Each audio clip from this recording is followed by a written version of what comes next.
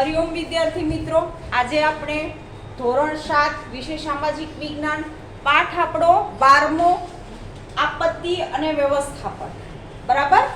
તો આપણા જીવનની અંદર આપણે જોઈએ છીએ ભાઈ આપત્તિ પૂછીને આવતી નથી. બરાબર. આપત્તિનો અર્થ થાય છે સમસ્યા. કોઈ પણ સમસ્યા હોય તો ભાઈ એ આપણે પૂછીને નથી આવતી. દરેકના જીવનની અંદર ભાઈ સમસ્યા હોય ને હોય જ. બરાબર. અહીંયા એક પણ એવું વ્યક્તિ નહીં હોય કે ભાઈ એના જીવનની અંદર સમસ્યા ના હોય, એની આસપાસ સમસ્યા ન હોય, એવું ક્યારેય બનતું નથી. બરાબર. સમસ્યા હોવાની, રહેવાની અને એ બધી જ સમસ્યાઓનો આપણે સામનો કરવાનો છે. બરાબર. ગમે એવી પરિસ્થિતિ આવે, અત્યારે એક સમસ્યાનો સામનો આપણે બધા કરી રહ્યા છીએ. બરાબર. અત્યાર સુધી તમે જોયું, 2 વર્ષે તમે હવે 50% સંખ્યા આપણે આવતી થઈ. બરાબર. શું કામ કે હજી પણ આપણે ડર લાગે છે કે ભાઈ એ બીમારી થઈ જશે તો હે આપત્તિ એક જાતની આપત્તિ જ છે ને. આ જે બીમારી નીકળી છે એ શું છે? એક જાતની આપત્તિ છે. તો અહીંયા આપણે 2 પ્રકારે આપત્તિ આવી શકે છે. એક કુદરતી આપત્તિ છે અને બીજું માનવ સર્જિત આપત્તિ. હવે મને કોણ કહેશે કે ભાઈ આ જે પરિસ્થિતિ વર્તમાનમાં આપણે કોરોનાની સામનો કરી રહ્યા છીએ એ માનવ સર્જિત આપત્તિ છે કે કુદરતી આપત્તિ છે? કોણ કહેશે? છેલ્લે માનવ સર્જિત. આપણા આસપાસના એમ કે ભાઈ લોકો પાસેથી આપણે ભાઈ આ વસ્તુ મળી છે હે, અને એ પછી ધીમે ધીમે બધે એમ કહેવાય કે આખા વિશ્વની અંદર બધી જગ્યાએ થાય છે. એનું જન્મસ્થાનથી લઈને અત્યારે આપણે જોઈએ છીએ કે બધા રાજ્યોની અંદર આપણે જોવા મળે છે, બધા દેશની અંદર જોવા મળે છે આ વસ્તુ. બરાબર. એક નાની અમથી ભૂલના કારણે એમ કે ભાઈ કે આ બધી વસ્તુઓ આખા વિશ્વની અંદર થઈ ગઈ છે. અત્યારે એક પણ દેશ એવો નથી કે જ્યાં આ બીમારી ના હોય. બરાબર. તો આ થઈ છે માનવ સર્જિત આપત્તિ છે. બરાબર. નાની અમથી એમ કહેવાય કે હવે ઘણીવાર એવું પણ બને કે લોકોની આપણે કહીએ કે ભાઈ એકબીજા દેશને દુશ્મની હોય તો દુશ્મની નીકાળવા માટે પણ આ વસ્તુ થઈ શકે છે. શું કામ કે આપણાથી કોઈ આગળ જાય એ ગમતું નથી. બરાબર. વારંવાર આપણે જોઈએ કે ભાઈ આવી દુશ્મનાવટ ભર્યો અત્યારે રિલેશન ચાલે છે. ખાસ કરીને આપણે જોઈએ આપણી આજુબાજુ વાતાવરણ, તો આવું કરવા માટે પણ કરતા હોય. બરાબર. આપત્તિના ઘણા બધા રીઝન હોઈ શકે છે. ભાઈ આ દેશ આગળ જાય એ ચાલે નહીં, એને ભાઈ પાછળ પાડવા માટે આવું કંઈક આપણે કરીએ, પણ એ કેટલા અંશે યોગ્ય છે આપને ખબર છે કે ભાઈ આ વસ્તુ કરવાથી ઘણા બધા લોકોનું નુકસાન થયું, ઘણા બધા લોકો મૃત્યુ પામ્યા કારણ વગરના, વાંક વગરના. ને ઘણી બધી સમસ્યાઓનો આપણે સામનો અત્યારે વર્તમાનમાં પણ કરી રહ્યા છીએ. આર્થિક છે, સામાજિક છે. બરાબર. ઘણા એવા બાળકો છે કે જે પોતાના માતા પિતા વગરના થઈ ગયા છે અત્યારે અથવા તો ભાઈ ઘણા એવા વડીલો છે કે ભાઈ વડીલો જતા રહે, સાવ ફેમિલી મેમ્બરમાં 1 કે 2 વ્યક્તિ રહ્યા છે એ ઉપરાંત જોઈએ છે ઘણાની નોકરી જતી રહી. બરાબર. આખા પરિવારના બધા સભ્યોનું વેરવિખેર થઈ ગયું. ઘણા બધા આપણે અલગ અલગ જાતના અનુભવ વર્તમાનમાં જે રીતે થાય છે એ જ રીતે આપણે આજના પાઠની અંદર જોવાની છે કે આવી જે આપત્તિઓ આવે છે એનો કઈ રીતે સામનો કરવો, એનું માટે સમસ્યા જેટલી હોય એને કઈ રીતે આપણે ડીલ કરવી, કઈ રીતે દૂર કરવાનો પ્રયત્ન કરવાનો. બરાબર. કોઈ પણ સમસ્યા આવે ભાઈ ગભરાઈને જ જવાનું. આપણે છેલ્લા 2 વર્ષથી કરીએ જ છીએ કરીએ છીએ ને, ઘરે રહીએ છીએ, સોશિયલ ડિસ્ટન્સનું પાલન કરીએ છીએ, માસ્ક પહેરીએ છીએ. શું કામ? ભાઈ આપણે આ આપત્તિથી બચવું છે, આપણે પણ બચવું છે, આપણા પરિવારને બચાવવો છે, આપણા આસપાસના લોકોને બચાવવું છે. તો આ વસ્તુ કરવી પડશે. જો આ વસ્તુ નહીં કરીએ તો ભાઈ એ વસ્તુ થતા વાર લાગશે નહીં. આપણે ખબર પડી ગઈ ભાઈ એનું માટેનું સોલ્યુશન આવી ગયું છે. બરાબર. હજી પણ તમે બધા સેફ છો. તમને બોલાવતા અમને બીક લાગે છે. શું કામ કે તમે હજી રસી નથી લીધી. ઘણાને એમ થશે મેમ રસી લીધેલા નહીં થાય છે. નો ડાઉટ, પણ રક્ષણ તો મળે છે ને. થાય છે, પ્રોપર સોલ્યુશન નથી, પણ એમાંથી બચી શકે છે માણસ. બરાબર, તમારી પણ આવી ગઈ છે. તમને જ્યારે એમ થાય આપવાનું ચાલુ થશે તો ભાઈ પહેલાં આપણે લેવાનો પ્રયત્ન કરવાનો. શું કામ? જો આપણે બચવું હોય તો. નકર શું થાય છે એ આપણે તમે મેં અનુભવ્યું છે, જોયું છે નજરિયા આપણી આસપાસ લોકોમાં. બરાબર, કેવી કેવી પરિસ્થિતિ થાય, કેવી કેવી ઘટનાઓ થાય, એ બધી જ આપણે અનુભવ કરેલો છે છેલ્લા 2 વર્ષમાં. ઘરે રહેવું પડ્યું, સ્કૂલ બંધ, નોકરી બંધ, બધું જ બંધ હતું. એ પણ અનુભવ કર્યો. ઘરે રહેવું પણ થોડા દિવસ ગમ્યું, પણ લોંગ ટાઈમ એકને એક વસ્તુ આપણે ગમતી નથી. એ પણ આપણે અનુભવ કર્યો કે આ બધું બંધ થઈ જાય તો ભાઈ આપણે ગમતું નથી. તહેવારો બંધ થઈ ગયા, એની ઉજવણી બંધ થઈ ગઈ, તો આપણે કેવું લાગે છે ભાઈ મજા આવતી નથી. એના કરતાં એ જે રૂટીન ચાલુ હતું ભાઈ એ આપણે ગમશે. આપણે માસ્ક પહેરીને ભાઈ એન્જોય કરશું. બરાબર, આપણે જોઈએ છે લગ્ન પ્રસંગથી માંડી બધું જ વસ્તુ બંધ થઈ ગઈ હતી. એક બી ફંક્શન કરવાની મનાઈ હતી. અત્યારે પણ આપણે એમાં એમ કહેવાય સંપૂર્ણ છૂટ નથી મળી, તો પણ આપણે પણ આપણી જે ફરજ છે, ફરજનો એક ભાગ છે, એ વસ્તુનું પાલન કરવાનું જ છે. આપણા માટે સ્કૂલ ખોલી છે તો ભાઈ સ્કૂલે આવવું, નિયમમાં રહીને આવવું, બરાબર, સોશિયલ ડિસ્ટન્સનું પાલન કરવું, એ બધી જ વસ્તુ જોવાની છે. બરાબર, તો આ રીતે આપણે ઘણી બધી આપત્તિઓનો સામનો કરીએ છીએ. હવે એમાં કુદરતી આપત્તિમાં આપણે જોઈએ ભૂકંપ છે, જ્વાળામુખી છે, દુષ્કાળ છે, દાવાનળ છે, બરાબર, પૂર, સુનામી અને વાવાઝોડું. આ બધી જ આપત્તિઓ કેવી છે? કુદરતી આપત્તિઓ. બરાબર, એ આપણે પૂછીને આવતી નથી. વાવાઝોડું હમણાં જ ગયું, ભાઈ પૂછીને આવ્યું હતું? અચાનક જ આવ્યું હતું ને વાવાઝોડું. બરાબર, સુનામી આવે ભાઈ, સુનામી આપણે પૂછીને નથી આવતી. વધારે પડતો વરસાદ પડે છે તો ત્યારે આપણે રોકી શકીએ છીએ? નથી રોકી શકતા. શું કામ? કે કેવી આપત્તિ છે? કુદરતી આપત્તિ છે. બરાબર, હવે દુષ્કાળ તો તમે જોયો જ નથી, એટલે તમને બિલકુલ ખબર નથી કે ભાઈ દુષ્કાળ થાય ત્યારે કેવી પરિસ્થિતિ થાય. બરાબર, જે આપણે 2 ટાઈમ વ્યવસ્થિત રીતે ભોજન લઈએ છીએ એ ભોજન પણ ના મળે. બરાબર, પીવાનું પાણીની સમસ્યા ઊભી થાય, ખોરાક, પોશાક, બધી જ સમસ્યાઓ ઉત્પન્ન થાય, લોકોને મળી ના રહે. બરાબર, પાણી માટે લોકોથી માંડી પશુ પંખી બધા તળવળતા હોય, એને દુષ્કાળ જેવી પરિસ્થિતિ કહેવાય. આપણે ખબર જ છે કે આપણી પ્રાથમિક જરૂરિયાત જે છે ખોરાક, પોશાક, એ આપણે ના મળે. બરાબર, તો શું ભાઈ પરિસ્થિતિ ખરાબ બને. બરાબર, પછી આપણે જોઈએ જ્વાળામુખી ફાટવો, ભૂકંપ. તો ભૂકંપમાં આપણે ખબર, ભૂકંપ આપણે પૂછીને આવે છે? નથી આવતો. ભૂકંપ એની રીતે કુદરતી રીતે કાંઈ પણ હિલચાલ થાય તો વસ્તુ એ થાય છે ને એનો આપણે સામનો કરવો પડે છે. બરાબર, એના જે ભોગ બનીએ એમાંથી બહાર આવવું પડે છે. હવે 2001ની સાલમાં જે ભૂકંપ થયો હતો, બરાબર, 2001ની એ સાલમાં જે ભૂકંપ કચ્છની અંદર સેન્ટર હતું, એટલે ભાઈ આપણે ગુજરાતને વધારે ઇફેક્ટ થઈ હતી. તો એમાં ઘણા લોકો એમ કહેવાય કે ભાઈ ગુજરી ગયા. ઘણું માલ સામાનથી માંડી બહુ જ પુષ્કળ પ્રમાણમાં નુકસાન થયું. પણ અત્યારે આપણે જોઈએ છીએ 20 વર્ષ પછી ભાઈ એ જ કચ્છ, ભુજ તમે જુઓ અત્યારે ફરીથી નોર્મલ રહેવા માંડ્યા લોકો.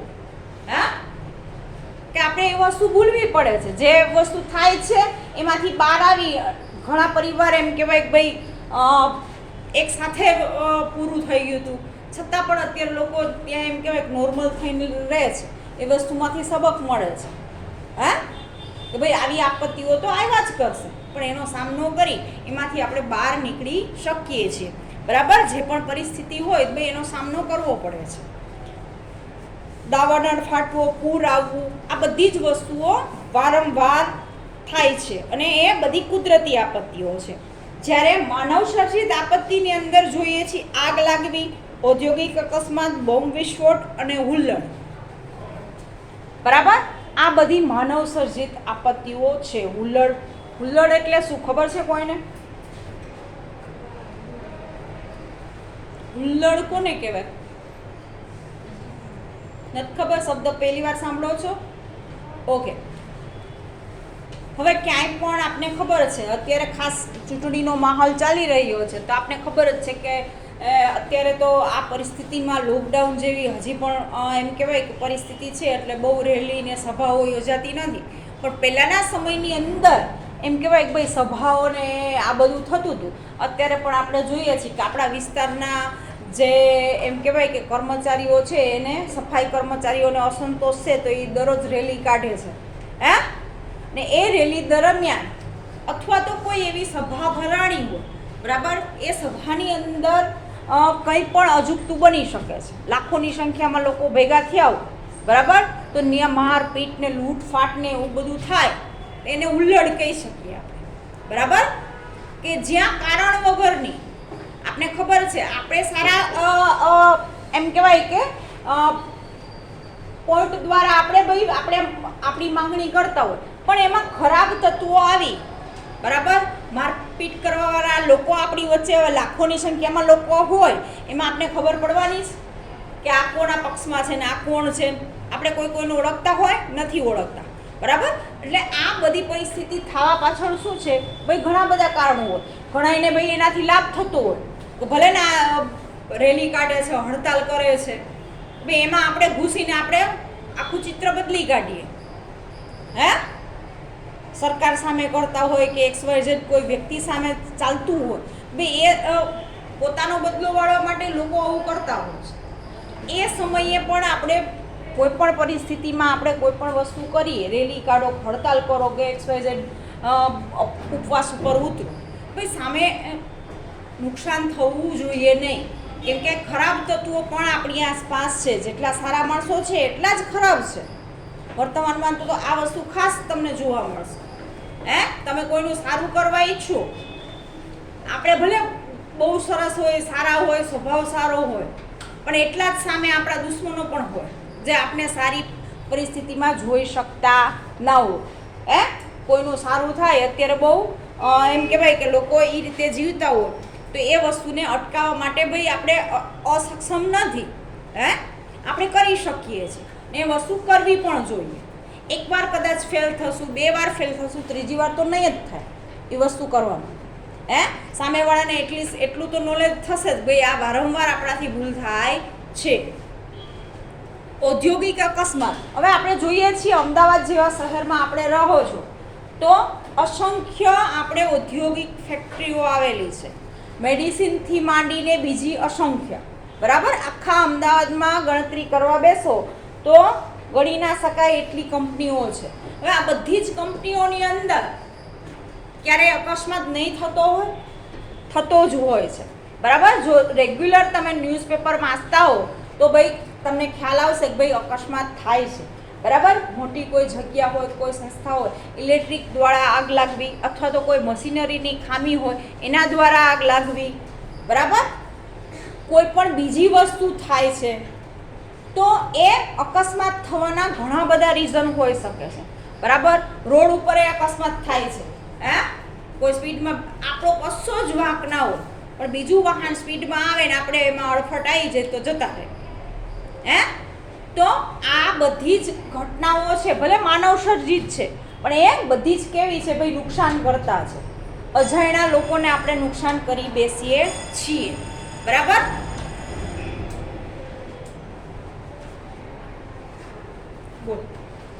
હવે આપણે ભૂકંપ વિશે થોડું જાણીશું. સામાન્ય રીતે પૃથ્વી સપાટીના કંપવાને ભૂકંપ કહે છે. આ ઘટના માટે પૃથ્વીના પેટાળમાં થતી ભૂગર્ભિક ક્રિયાઓ જવાબદાર છે જે ક્ષેત્રો નબળું ભૂપૃષ્ઠ ધરાવે છે તે ભૂકંપની સંભાવના વાળા વિસ્તારો ગણાય છે. આવા વિસ્તારો અલગ તારવી શકાય છે પણ ભૂકંપની ચોક્કસ આગાહી શક્ય નથી. તેથી જ્યારે આ આપત્તિ આવે ત્યારે જાનમાલની ભારે ખુવારી વેઠવી પડે છે. હવે આપણે વાવાઝોડા વિશે જાણીશું. વાતાવરણના હવાના દબાણમાં સર્જાતી અસમતુલાની પરિસ્થિતિથી પ્રચંડ વાતાવરણીય તોફાનો ઉદ્ભવે છે. તે વાવાઝોડું કે ચક્રવાત એવા નામે ઓળખાય છે. આ તોફાની વાતાવરણીય પવનોમાં જે વિસ્તારો ત્રાટકે છે ત્યાં ભારે તારાજી અને વિનાશ વેરે છે. ભારતના પૂર્વ તટ નિકોબાર તટે તથા ગુજરાતમાં કચ્છ અને સૌરાષ્ટ્રના કિનારે તેની ભારે વિનાશક અસરો અનુભવાય છે. હવે આપણે સુનામી વિશે થોડું જાણીશું. બેસ. હવે આપણે જોઈએ આપત્તિ શબ્દ પડવાની સાથે આપણને મનમાં થાય, ભય થાય, બીક લાગે, ભાવ જાગે છે, બરાબર. સામાન્ય વ્યવહારમાં લોકોને અપવાદ, હોનારત કે પ્રકોપ એવા નામે પણ ઓળખાતી હતી. આપત્તિ સાથે વિનાશ અને નુકસાન કલ્પના પણ આપણને આવ્યા વિના રહેતી નથી, બરાબર. આ શબ્દ જ એવો છે કે આપત્તિ આપણે સાંભળીએ એટલે અડધા તો એમાં જ આપણે ભાઈ ડિપ્રેશનમાં આવી જાય. અત્યારે સૌથી મોટી આ સમસ્યા છે કે અમુક શબ્દો આપણે સાંભળીએ કે ઘણા લોકો એમ કહેવાય કે ભાઈ પહેલાં જ અડધા ટેન્શનમાં આવી જાય. તો એ વસ્તુ થવી જોઈએ નહીં, બરાબર. કાંઈ પણ સમસ્યા આવે છે, કંઈ પણ વસ્તુ થાય છે તો ભાઈ એ આવી છે તો આપણે ફેસ કરવાની છે. એમાંથી આપણે કેમ બહાર નીકળીએ એના રસ્તા વિચારવાના છે, નહીં કે એ આપત્તિમાંથી આપણે ભાઈ એટલા પહેલા થઈ જઈએ કે એમાંથી ઊભા ના થઈ શકે, બરાબર. પહેલું જ આપણે આપેલું છે કે ભાઈ ભૂકંપ જેવી સામાન્ય રીતે જોઈએ. અહીંયા તમને પાઠ્યપુસ્તકની અંદર ચિત્ર પણ આપેલું છે કે ભૂકંપ આવે ત્યારે કેવી પરિસ્થિતિ થાય છે, બરાબર. ભૂકંપ આવે છે ત્યારે આપને ખુદને ખબર હોતી નથી, બરાબર. એ આસપાસ આપને ધ્રુજારી આવે એટલી ખ્યાલ આવે, બરાબર. એ જે એમ કહેવાય મેં અનુભવ 2001માં જોયેલો છે એટલે હું કહી શકું ભાઈ ધ્રુજારી આવે ઘરથી માંડી, બરાબર, રોડ ઉપરથી માંડી બધી જ વસ્તુઓ લિટરલી હલતી હોય, બરાબર. કંઈ કારણ વગર, કાંઈ પણ કર્યા વગર હલનચલન કરતી હોય એવી દેખાય તમને, બરાબર. આખું દ્રશ્ય એવું હોય ને અચાનક પડી જાય,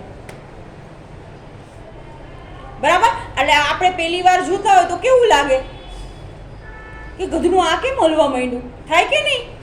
ક્યારે હવે આટલી મોટી બિલ્ડિંગ હોય, 10 માળની 20 માળની બિલ્ડિંગ હોય ને એ બિલ્ડિંગ આમથી આમ થવા માંડે, બરાબર. લાઇટના થાંભલાથી માંડી આપણે રોડ ઉપર અસંખ્ય એવી વસ્તુઓ છે, ઝાડ છે, બરાબર. એ આમથી આમ થવા માંડે પડી જાય તો આપણે થાય કે નહીં આ ગધનું કંઈક અજુગતું થયું. હે એ અમુક સેકન્ડ માટે જ ભૂકંપ આવે છે, બરાબર. એ સેકન્ડની અંદર હવે એ ભૂકંપ આવે છે ત્યારે આપને ખબર છે કે પૃથ્વીના પેટાળની અંદર ભૂગર્ભનો જે પેટાળ છે એની અંદર હિલચાલ થવાના કારણે આવે છે, બરાબર. ત્યાં જે એમ કહેવાય કે પ્લેટો છે એની અંદર અસમતુલા ઊભી થાય અને ભાઈ ભૂકંપ આવે છે.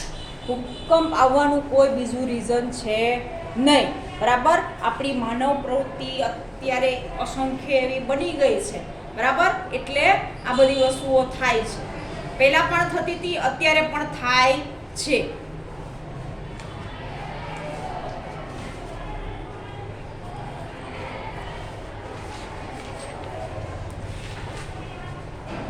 હવે ભૂકંપ સમયે રાખવા આ જેવી સાવચેતી કઈ છે, તમે શું કરશો? વર્ગખંડમાં બેઠા છો, બરાબર. અહીંયા આપને એક્ઝામ્પલ આપેલું છે કે ભાઈ આપણે સ્કૂલની અંદર છીએ, બરાબર. 2001માં જે ભૂકંપ આવ્યો હતો એ સમયે 26મી જાન્યુઆરી હતી, બરાબર. મોટા ભાગના વિદ્યાર્થીઓ એ દિવસે સદનસીબે બધા ગ્રાઉન્ડમાં હતા. વિચારો જેટલી પણ સ્કૂલ હતી, બરાબર, એ બધી જ સ્કૂલોમાં 26મી જાન્યુઆરીનો તહેવાર ઉજવાતો હતો.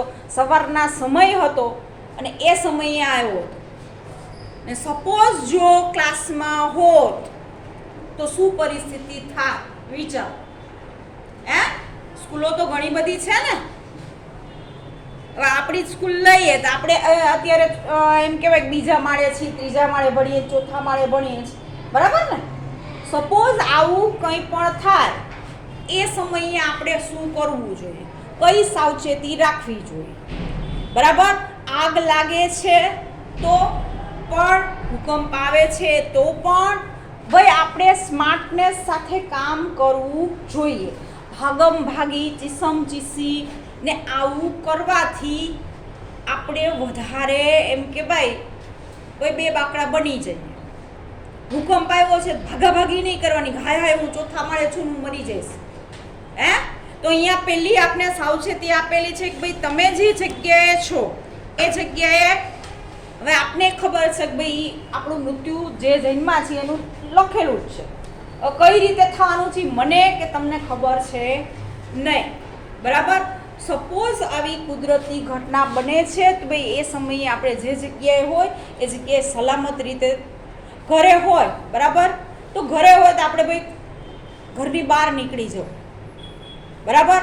હવે 10મા ને 12મા માળે રહેતા હોય ભાઈ એ સમયે દોડીને નીકળવાનો પ્રયત્ન નહીં કરવાનો, તો 100% તમે ઉપર જ જતા હો. તો ભાઈ ઘરના એવા સલામત ઘણી બધી એવી જગ્યા ઘરમાં છે કે એ જગ્યાએ આપણે ભાઈ સલામત રીતે બેસી જવું.